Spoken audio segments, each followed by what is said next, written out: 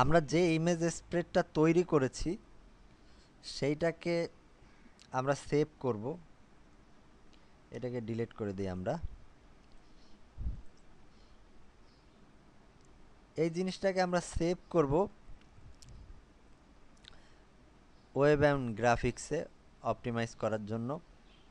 Image স্প্রেডে যদি তোমার transparency থাকে তাহলে অন্য কথা, কিন্তু যদি ট্রান্সপারেন্সি না থাকে তাহলে তোমরা এটা সাধারণত গিফটে সেট করবা।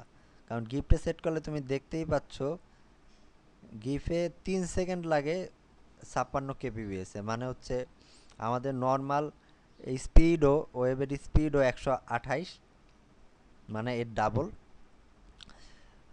এবং সেটা মানে একেবারে রিয়েল টাইমে 1 সেকেন্ডের মধ্যে ক্লিক করলেই পুরা এই জিনিসটা লোড হয়ে যাবে। এবং গিফটে যদি আমরা দেখি তাহলে দেখা যাবে যে এটা ট্রান্সপারেন্সি থাকলে পরেও গিফট মোটামুটি ইমেজগুলোকে ম্যানেজ করছে, এবং এর কালারের কোনো ডিস্টরশন আমরা খুব একটা দেখতে পাচ্ছি না, এবং অন্য অন্য রকমের ডিস্টরশন আমরা দেখতে পাচ্ছি না, এবং ইমেজ সাইজও ছোট। গিফট ইমেজে যদি আমরা আইকনগুলো সেভ করি তাহলে মোটামুটি ছোট ইমেজ সাইজে এবং আমাদের যে কাঙ্ক্ষিত ফলাফল সেটা আমরা পেতে পারি। তো আমরা সেভ করি গিফট ইমেজ, ট্রান্সপারেন্সি আছে এবং সব কিছুই ঠিক আছে। সেভ দেই, আমাদের চ্যাপ্টার 10-এর মধ্যে সেভ করি।